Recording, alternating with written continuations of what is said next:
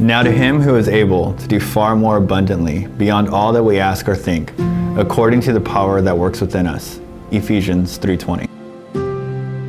I think in the topic of like faithfulness, it was when we were faithful in the little, right? Like, we got married young, we thought we knew what we wanted to do, right? Like, we got a condo in Huntington, like, this is amazing, this is so cool, and then I lose the job.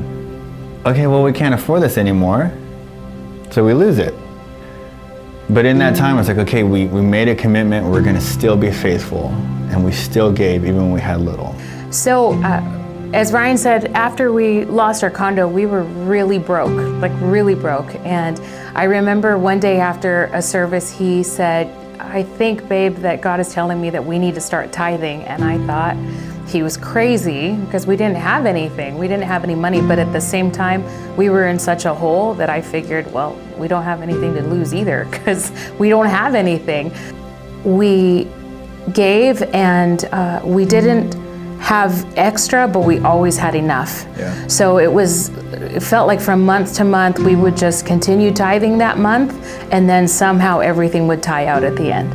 And then we would tithe the next month, and then everything would work out in the end. And then something big would come up, and we think, we don't know how this is gonna work out.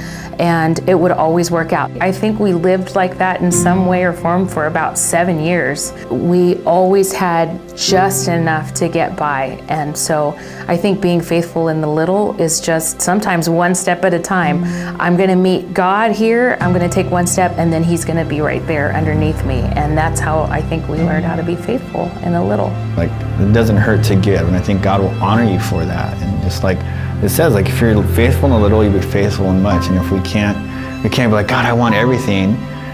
But if we can't figure out how to handle the little bit that we got, how can we handle or expect Him to bless us with so much? There was something about generosity that I always wanted to be a part of my life, and I wanted to have a family that was about giving. I think that having an attitude of giving, not just in finances, but in everything that we do, has had returns for us in immeasurable ways. So whenever we've gone out of our way to be great friends to people or to serve, for every time that we've been there for someone, 10 people have been there for us. So I think that being a person who is giving and who is generous, not just with your finances, but with whatever you got. When you're generous with love, you just receive an abundance of love. When you're generous with forgiveness, then people give you a tremendous amount of grace. Mm-hmm. So I think that ultimately being generous in every way is its own reward, because you can never outgive God. You can't ever give too much,